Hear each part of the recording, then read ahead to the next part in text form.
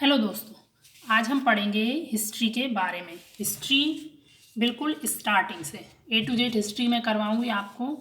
अगर आपको मेरे बनाए हुए वीडियो पसंद आते हैं तो इसे अपने दोस्तों के साथ शेयर करें और मेरे चैनल को सब्सक्राइब करना ना भूलें। ठीक है, तो स्टार्ट करते हैं हम। इतिहास मतलब हिस्ट्री। इतिहास क्या है? इतिहास है अतीत का अध्ययन, यानी जो आज हम पढ़ रहे हैं अगर इसे ही हम 10 साल बाद पढ़ेंगे तो ये हिस्ट्री बन जाएगा। ऐसे ही हमारे पास्ट में क्या हुआ है, ठीक है, और ये पास्ट एक आध दिन पुराना नहीं है, ये लाखों करोड़ों साल पुराना है, तो उसे क्या कहेंगे? इतिहास। यानी अतीत का अध्ययन क्या कहलाता है? इतिहास। इतिहास के जनक यानी फादर ऑफ हिस्ट्री किसे कहते हैं? हेरोडोटस को कहते हैं। अब इतिहास को 3 कालखंडों में बांटा गया है। 3 कालखंड कौन कौन से? यानी इतिहास अतीत का अध्ययन, यानी हम हिस्ट्री में क्या पढ़ते हैं? अतीत का अध्ययन, और हम सीखते हैं कि इन्होंने जो गलती की है वो हमें नहीं करना है। ठीक है, हमें हमारी थिंकिंग हमेशा प्रोग्रेसिव रखनी है। तो इतिहास को 3 कालखंडों में बांटा। कौन कौन से? प्राक ऐतिहासिक काल, आद्य ऐतिहासिक काल, ऐतिहासिक काल। प्राक ऐतिहासिक यानी प्री हिस्ट्री को भी फर्दर 4 भागों में डिवाइड किया हुआ है। ठीक है, पुरापाषाण काल, मध्य पाषाण काल, नवपाषाण काल और ताम्रपाषाण काल। तो सबसे पहले हम पढ़ेंगे प्राक ऐतिहासिक काल। प्राक ऐतिहासिक काल वो समय था जब मानव पढ़ना लिखना नहीं जानता था। इसकी तो हमें जानकारी कैसे मिली? जब वो मानव पढ़ना लिखना ही नहीं जानता था। अब तो आज तो हम कुछ भी पढ़ना लिखना जानते हैं, चिट्ठी लिख के रख दें कि हमारे आने वाले पीढ़ियाँ हमारी चिट्ठियाँ पढ़ लें, पर पहले तो मानव पढ़ना लिखना ही नहीं जानता था। तो उस समय जो पुरातात्विक साक्ष्य मिले हैं, उस समय पुरातात्विक साक्ष्य कैसे? जैसे कि आपको मध्य प्रदेश में भीमबेटका, मध्य प्रदेश के रायसेन में भीमबेटका का नाम सुना होगा आपने। वहाँ पे इस टाइप के साक्ष्य मिले, उनसे पता चलता है कि मानव कैसा था, उसका बिहेवियर कैसा था। तो सबसे पहले प्राक ऐतिहासिक काल, जब मानव पढ़ना लिखना नहीं जानता था, तो उसकी साक्ष्य कैसे मिले हमें? पुरातात्विक साक्ष्यों से हमें पता चला है। अब क्या है? पुरापाषाण काल। पुरापाषाण काल यानी सबसे प्राक ऐतिहासिक काल का सबसे स्टार्टिंग का फेज है कौन सा? पुरापाषाण काल। और प्राक ऐतिहासिक काल हम कितने टाइम पुरानी बात कर रहे हैं? हम कर रहे हैं 25 लाख ईसा पूर्व से 12,000 ईसा पूर्व तक की ये बात चल रही है। ये सबसे लॉन्ग पीरियड था पुरापाषाण काल का। ठीक है, तो सबसे प्रारंभिक समय था एक तो ये।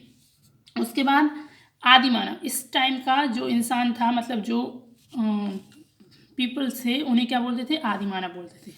आप लोगों ने सुना होगा आदि मानव ये करता था, आदि मानव जानवरों को खाता था, आदि मानव आग की खोज की है। तो आदि मानव ने उस टाइम पुरापाषाण काल में क्या किया है? आग की खोज की। सबसे महत्वपूर्ण काम क्या किया है? आदि मानव ने आग की खोज की है। ठीक है, उसके अलावा खाना बदोश यानी इनका पहला काम और आखिरी भी सिर्फ और सिर्फ खाना खाना ही था। ठीक है, खाना ही खाना है, कैसे न कैसे, इसलिए उसे खाना बदोश कहते हैं। और इस टाइम के इंसानों को क्या बोलते थे? आदि मानव बोलते थे। ये पुरापाषाण काल प्राक हिस्ट्री यानी प्री हिस्ट्री यानी प्राक ऐतिहासिक काल का सबसे प्रारंभिक समय था। कौन सा? पुरापाषाण काल। उसके बाद कौन सा समय आया? पुरापाषाण काल के बाद आने वाला समय मध्य पाषाण काल। मध्य पाषाण काल, इस समय क्या हुआ? इस समय इंसान थोड़ा सा समझदार हो गया था। वो क्या करने लगा था? वो डेड बॉडीज को अंतिम संस्कार करने लगा था, अंत्योष्टि। ठीक है, नेक्स्ट है नवपाषाण काल, यानी हम प्राक ऐतिहासिक काल के 2 फेज, पुरापाषाण काल, मध्य पाषाण पढ़ लिए। नेक्स्ट है नवपाषाण या उत्तर पाषाण जिसे बोलते हैं। इस टाइम इंसान थोड़ा और इंटेलिजेंट हो गया। अब क्या करने लगा? अब स्थायी आवास बनाने लगा, यानी एक जगह रुक के, और उसने वहाँ पे आवास बनाया। जब एक जगह रुका तो फिर उसने वहाँ कृषि करना स्टार्ट कर दिया। कृषि के साथ साथ उसने पशुपालन भी स्टार्ट कर दिया।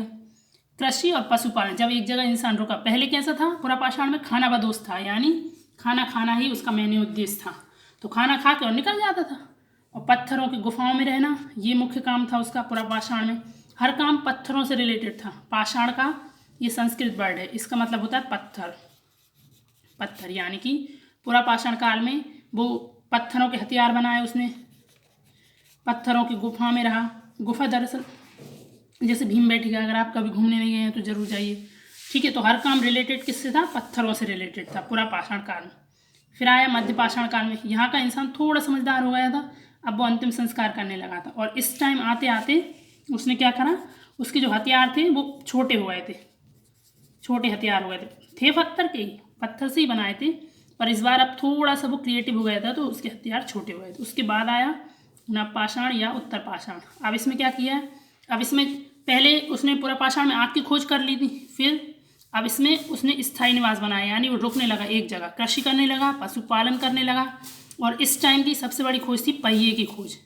जैसे उसने मट्टी को गोल किया, पहिया बना, उसे उसने लुढ़का के देखा तो अरे ये तो इजीली मूव हो रहा है, मूवेबल है। उससे उसने मनका यानी मोती जो माला में भरे होते हैं, एग्जैक्ट आज के जैसे नहीं, हाँ साइज में थोड़े बड़े थे और वो मिट्टी के थे। फिर घड़ा, ये तीनों चीज़ें एक दूसरे से रिलेटेड है क्योंकि गोल ही हैं। पहले हो सकता है उसने मिट्टी को उठाया हो, उसे ऐसे घुमाया हो, गोल हो गई हो, घड़ा बन गया, मनका बन गया, पहिया बना लिया, तो ये हो गया नवपाषाण या उत्तर पाषाण। उसके बाद आया ताम्रपाषाण।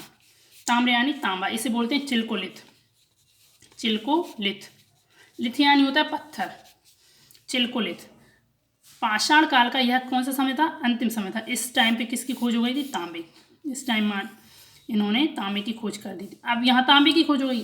पूरा पाषाण से पत्थर के औजार, हर चीज़, पत्थर के घर यानी गुफाओं में रहता आया मानव। अब यहाँ जाके ताम्रपाषाण में उसने तांबे की खोज कर ली। तो अब इसका जो भी विकसित होगी, तांबे से जो भी सभ्यता होगी, तांबे से जो भी वो बनाएंगे, वो किस में दिखेगा हमें, आने वाली सिंधु सभ्यता में। ठीक है। चिल्कोलिथ, ये देखिए भीमबेटका, पूरा मध्य भारत में मानव के प्राचीनतम साक्ष्य। अगर भारत में मानव के कहीं भी प्राचीनतम साक्ष्य मिले हैं तो वो कहाँ मिले हैं, भीमबेटका में। भीमबेटका है रायसेन जिला, मध्य प्रदेश। यहाँ पे गुफाएं हैं, उसमें कुछ जानवरों की पिक्चर भी बनी हुई। ऐसी इतना बड़ा आर्टिस्ट तो था नहीं आदि मानव, तो ऐसी कुछ पिक्चर्स ही बनाई, जहाँ एक आदमी खड़ा कर दिया और उसे एक डंडा दे दिया हाथ में, इस टाइप की पिक्चर बनाई हुई है। तो एक बार देख लेते हैं हमने क्या पढ़ा। हमने पढ़ा है अतीत का अध्ययन। अतीत का अध्ययन क्या कहलाता है, इतिहास कहलाता है। और इतिहास के जनक यानी फादर ऑफ हिस्ट्री कौन है, हेरोडोटस। इतिहास को आगे जाके फर्दर 3 भागों में डिवाइड किया है। कौन कौन सा, प्री हिस्ट्री, प्रोटो हिस्ट्री और हिस्ट्री। प्री हिस्ट्री मतलब प्राक ऐतिहासिक काल, प्रोटो यानी आद्य ऐतिहासिक काल, और हिस्ट्री यानी ऐतिहासिक काल। फिर प्राक ऐतिहासिक को भी आगे जाके 4 भागों में डिवाइड किया हुआ है, पूरा पाषाण काल, मध्य पाषाण काल, नवपाषाण काल और ताम्रपाषाण काल। पूरा पाषाण काल का समय कब था, लगभग 25 लाख ईसा पूर्व से 12,000 ईसा पूर्व था। फिर आया मध्य पाषाण काल। तो ये सब लगभग हैं, एग्जैक्ट हम बता नहीं सकते कि नहीं आज इतनी तारीख है तो इतनी तारीख से ये स्टार्ट हुआ है, ऐसे स्टार्ट नहीं होते, लगभग में स्टार्ट होते। फिर आया मध्य पाषाण काल, लगभग 12,000 ईसा पूर्व से 5,000 ईसा पूर्व तक। इसे मध्य पाषाण को, यहाँ पर मध्य पाषाण में क्या किया था मनुष्यों ने, कि पत्थरों के औजार छोटे बना दिए थे, इसलिए छोटे को क्या बोलते हैं, माइक्रो। तो ये हो गया माइक्रोलिथ, लिथ यानी पत्थर, तो मध्यकाल को बोलते हैं माइक्रोलिथ। नवपाषाण मेघालिथ और ताम्रपाषाण चिल्कोलिथ। तो प्रागैतिहासिक काल का मानव पढ़ना लिखना नहीं जानता था, तो हमें जानकारी मिली पूरी साक्ष्यों से। तो पूरा पाषाण काल, मध्य पाषाण काल, नवपाषाण और ताम्रपाषाण, 4 पाषाण काल के भाग हुए। अब इसके बाद ताम्रपाषाण में तांबे की खोज हो गई थी। अब जो चैप्टर आएगा आगे, इतिहास में ही हम चल रहे हैं, तो हम कहाँ पहुँच गए हैं, सिंधु सभ्यता में। सिंधु सभ्यता की खोज कब हुई थी, सिंधु सभ्यता की खोज हुई थी लगभग 2500 यानी 2500 ईसा पूर्व से लेके 1750 ईसा पूर्व तक। सिंधु सभ्यता मतलब सिंधु नदी सुनी है आपने, उसी के नाम पर पढ़िए सिंधु सभ्यता। यह लगभग 13 लाख वर्ग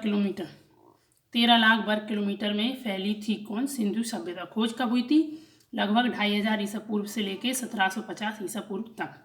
इसकी जानकारी किसने दी थी कि यहाँ पे एक पूरी सभ्यता मिली है, इसकी जानकारी दी है चार्ल्स मैसन ने। सिंधु सभ्यता की जानकारी चार्ल्स मैसन ने दी।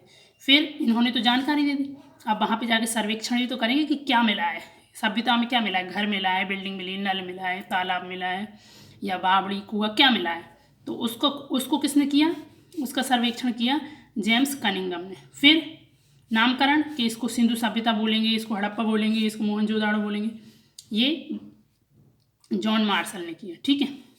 और इसकी अब फिर खुदाई भी तो किसी को करना, तो जानकारी दे दी चार्ल्स मैसन ने। इन्होंने जाके सर्वे किया, अरे नहीं वहाँ पे तो ये है, ठीक है, तो वो जेम्स कनिंघम होगा सर्वेक्षण। नामकरण जॉन मार्शल ने, और खुदाई करवाई दयाराम साहनी ने। सिंधु सभ्यता का आकार कैसा था, सिंधु सभ्यता थी त्रिभुजाकार। देखिए कैसी। जम्मू कश्मीर का नाम आप सब नहीं सुना है, चिनाब, वहाँ पे चिनाब नदी बहती, मांडा यानी जम्मू कश्मीर, मांडा जगह का नाम है और जम्मू कश्मीर है। यहाँ से लेकर आलमगीर, ये यहाँ पे हिंडन रिवर बहती है। यहाँ पे ज़्यादा नहीं था ये वाला पूर्वी भाग, पर इतना ही था, आलमगीर हिंडन। दक्षिण में प्रवरा यानी गोदावरी नदी। गोदावरी नदी कहाँ है? महाराष्ट्र में गोदावरी नदी। और ये है सुत कारगेडोर यानी दाशक नदी के तट पर। दाशक नदी के तट पर ये देखिए, ये बन गई लगभग त्रिभुजाकार बन गई। ठीक है, तो सिंधु सभ्यता कैसी थी? त्रिभुजाकार थी। और ये कहाँ पड़ता है? ये वाला area Alamgir, Hindon river, Hindon airport सुना होगा आपने, ये यूपी में पड़ता है। प्रवरा यानी कि गोदावरी रिवर, प्रवरा नदी यानी कि गोदावरी नदी, ये कहाँ? महाराष्ट्र के दयामाबाद। ऐसा आएगा कि सिंधु सभ्यता के हमले को विस्तार बताना है सिंधु सभ्यता का। तो पूर्व में चिनाब नदी, मांडा, जगह का नाम क्या है? मांडा, जम्मू कश्मीर में पड़ती। सॉरी, पूर्व नहीं, उत्तर में। दक्षिण में प्रवरा नदी यानी कि गोदावरी, इसका पुराना नाम है प्रवरा। दयामाबाद यानी कि महाराष्ट्र। ठीक है, दयामाबाद जगह का नाम है, महाराष्ट्र राज्य है। पूर्व में थोड़ा उत्तर प्रदेश और हिंडन नदी और आलमगीर जगह का नाम। पश्चिम में पाकिस्तान, सुत कारगेडोर, दाशक नदी के तट पर। तो सिंधु सभ्यता कैसी हुई? सिंधु सभ्यता हो गई ऑलमोस्ट त्रिभुजाकार। ठीक है, अब कौन कौन से स्थलों की खोज हुई सिंधु सभ्यता में, उन्हें देख लेते हैं। तो सिंधु सभ्यता में एक हुई है हड़प्पा की खोज कब हुई थी? 1921 में, यानी खुदाई करके जब निकाला कि अरे यहाँ तो शहर है, अब वो कैसा है, तो उसकी खोज कब हुई थी? 1921 में, हड़प्पा की 1921 में। ठीक है, इसकी खोज किसने की थी? दयाराम साहनी ने।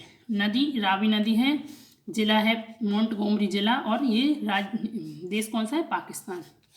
ठीक है, तो हड़प्पा की खोज 1921 में हुई थी। खोजकर्ता दयाराम साहनी है, नदी रावी नदी है, और जिला है मोंटगोमरी जिला, पाकिस्तान। उसके बाद मोहनजोदड़ो, इस पर मूवी भी बनी है ऋतिक रोशन की, आप चाहें तो उसमें देख सकते हैं, उससे ज़्यादा समझ में आएगा आपको। ठीक है, वो छप जाती हैं, जो देखते हैं ना मूवीज़ में, वो दिमाग में छप जाती हैं चीज़ें। राखलदास बनर्जी, मोहनजोदड़ो की 1920 में खोज हुई, किसने की? राखलदास बनर्जी ने। नदी कौन सी है? सिंधु नदी कौन सी है? सिंधु नदी। लरकाना जिला है, और कहाँ पे है? पाकिस्तान में, लरकाना जिला, पाकिस्तान। नेक्स्ट था चंद्रद्रोण, इसकी खोज कब की थी? 1931 में, गोपाल मजूमदार ने। ठीक है, ये भी सिंधु नदी के तट, पाकिस्तान। रोपण, इसकी भी खोज कहाँ की? 1953 में, यज्ञदत्त शर्मा ने, पंजाब और सतलज नदी के तट में। तो सिंधु सभ्यता में सबसे पहले हमने किसकी खोज की थी? सिंधु सभ्यता में सबसे पहले हड़प्पा नगर खोजा गया था, इसलिए सिंधु सभ्यता को हड़प्पा सभ्यता भी कहते हैं, यानी सिंधु इंडस सिविलाइजेशन या हड़प्पा सिविलाइजेशन बोलते हैं। इसमें हड़प्पा की खोज हुई 1921 में, रावी नदी के तट पे, मोंटगोमरी जिला, पाकिस्तान। खोज करता दयाराम साहनी। मोहनजोदड़ो 1922, राखलदास बनर्जी खोज करता है, सिंधु नदी के तट पे, लरकाना जिला, पाकिस्तान। चंद्रद्रोण, गोपाल मजूमदार, पाकिस्तान, सिंधु नदी के तट पे। रोपण, यज्ञदत्त शर्मा, पंजाब और सतलुज नदी के तट पर। दोस्तों आज के लिए इतना ही, आगे का हम अगली क्लास में पढ़ेंगे। जब तक के लिए खुश रहिए, मस्त रहिए।